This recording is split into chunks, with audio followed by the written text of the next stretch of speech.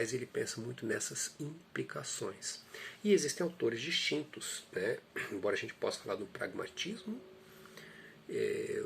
John William James é um nome bastante conhecido, Charles Peirce, que é o autor que a gente vai tentar trabalhar um pouco mais aqui, né? Que eu entendo que seria muito interessante, né, desenvolver o que a gente tem tentado fazer, refletir a hipnose, né, e o Milton Erickson em particular, a parte do Charles Peirce e John Dewey, né, seria um outro exemplo, e autores neopragmáticos como Richard Rorty, né, que também partem disso e entram muito para uma discussão sobre a linguagem. E no caso do Charles Peirce, né, a gente não vai entrar tanto nessa discussão hoje a respeito do fazer uma leitura mais precisa de como o Charles Peirce vê isso, mas ele vai discutir que como que um signo ele pode reportar o objeto que ele representa, né? Que são conceitos bem importantes que você vai ver na obra do Charles Peirce. Então Milton Erickson, quando ele privilegia esse singular, rompendo com essa que era uma tendência tão forte da época, ele está sendo um pragmático. Tá? A época do Milton Erickson era a época de tentar buscar grandes teorias. Teorias nessa veia moderna explicativa, né? No paradigma moderno de ciência. Ele rompe, inclusive, com aquele que o introduz na hipnose, que é o professor Clark Hull, né? Que era um psicólogo behaviorista que tentava buscar uma espécie de modelo estándar, né? De hipnose. E as escalas de hipnotizabilidade, modelos, né? De quais seriam as características. E o Milton Erickson já rompia com ele dizendo que cada pessoa é única e cada pessoa tem a sua forma de entrar em transe. Tá? Então ele prima muito por essa singularidade. Esses casos que a gente está vendo aí são muito interessantes de pensar nisso. As terapias do Milton Erickson são terapias extremamente voltadas para a obtenção de resultados. E por conta disso, né, ele sempre esteve muito preocupado com a eficiência. E as terapias deles tendiam a ser breves, embora ele tenha feito terapias longas, né, mas sempre focais, portanto, é a lógica da terapia breve. Ele tentando buscar essa eficiência, mas muito no sentido da valorização da pessoa. E daí tem um aspecto também humanista do pragmatismo. Por quê?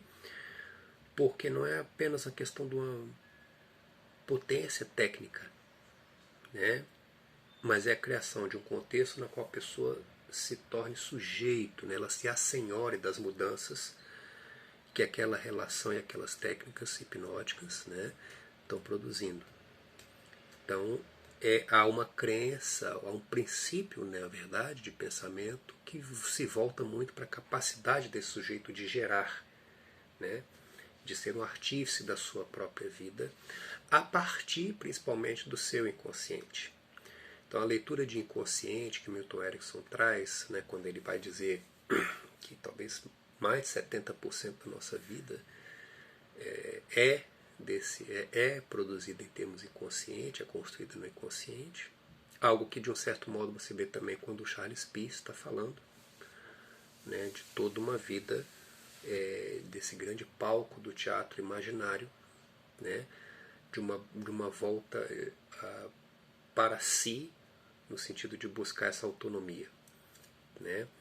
Então, essa busca de fenômenos, essa busca pelo resultado, ela passa por uma proposta de um agenciamento interno, né, de uma apropriação desse sujeito, e grande parte disso está além, digamos, dessa consciência ordinária de um ego, ela está mais ao nível de um self, como diria Peirce. E o Milton Erickson também vai ter uma coisa muito interessante, além da questão do resultado, que é a própria comunicação, a maneira dele se comunicar. Se a gente pensa nessa separação que o Vincent Colapinto, que é um importante filósofo que discute o Peirce, tá? O Charles Peirce, entre ego e self, quando Milton Erickson falava, contava as histórias, por exemplo, as suas alegorias, sem nunca explicar o sentido daquilo para a pessoa, ele de um certo modo falaria com a dimensão mais corriqueira dessa nossa realidade consensual, né? A gente pode estar aqui andando na rua e ver ali, ó, bom, ali tem um sinal, ali tem os carros passando, eu não posso simplesmente querer chegar e atravessar, né? Mas ele também falava para um nível mais profundo. E o conto de histórias, né, da maneira como ele usava, assim como outras técnicas, né, que quem conhece Milton Erickson sabe bem, como os truísmos, né, a sequência de truísmos com sugestões ao final, né, o reset, os entremeamentos, na qual a pessoa ela vai falando e muda determinada tonalidade do eixo, né, que ela está discutindo, do trecho, perdão, que ela tá expondo para o outro, e mudando essa tonalidade de voz, ela está entremeando, é como se ela criasse um texto paralelo. Essas também são formas bastante concretas de influenciar esse outro. Tá? Então esse aspecto singular de um sujeito que não está, digamos, definido por uma teoria, mas que tem expressões muito particulares, muito deles, é o que dão a base para que Milton Erickson, entre aspas, pegue essas expressões e crie um contexto para cada pessoa, buscando resultados, né? E ao mesmo tempo com uma crença profunda na capacidade dessa pessoa de lidar com a sua situação. O que não é um otimismo ingênuo, como algumas pessoas podem supor às vezes. Erickson era bastante realista nesse ponto. Tá? Não criar uma situação inatingível para uma pessoa, ele não fazia isso. A pessoa pode dar um passo até aqui, ele ajudava a pessoa a dar um passo até esse ponto. Mas muito uma linguagem que procurava observar, contemplar a diversidade de potenciais que cada pessoa possuía. E a partir disso mobilizá-las na construção de uma solução. Então, quando a gente pensa nesse pragmatismo, voltando lá para o início, naquela primeiro exemplo que eu trouxe, da moça que disse que ia se matar, né, que estava com um problema no dente aqui, dente separado, a gente pode começar a pensar em termos dessas expressões, que seriam signos, né, segundo o Peirce, aquilo que representa algo. Então, dentre essas expressões, nós temos que ela mostra, né, ela fala, de um certo modo, de uma grande insatisfação com os homens, um ressentimento quanto a eles. Ao mesmo tempo em que ela tinha um grande sonho, que não havia mais chance de ser realizado, de se casar e ser mãe. Uma relação meio aí ambígua com os homens. Porque os homens a haviam maltratado, os homens a haviam feito sofrer. Né? E ao mesmo tempo, uma coisa que ela disse que não gostava de jeito nenhum, que era essa brecha aí entre os dentes, que ia fazer se sentir muito mal, muito feia, disfuncional talvez. Né? Essa é um outro tipo de signo que está aparecendo aí, que é o signo da autoimagem. Então você tem esse signo relacional ligado aí a um histórico, né? Na qual os homens faziam mal a ela.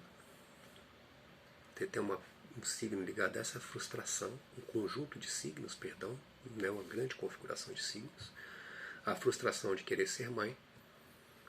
E você tem também aí esse signo da autoimagem, né? Onde não aparece, onde aparece assim uma insatisfação com uma parte do seu corpo, tá? E o que o Milton Erickson faz? Ele primeiro exercita, olha aí a utilização pragmática. Vamos usar algo dessa pessoa. aquilo que é um grande defeito, que ela mais detestava em si, para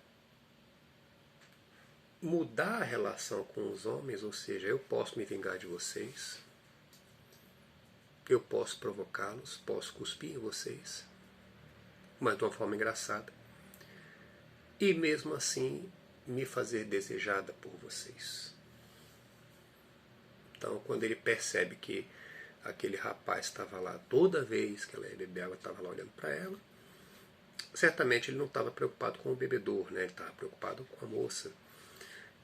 Então ele usa, olha aí a questão da utilização da coisa prática, aquilo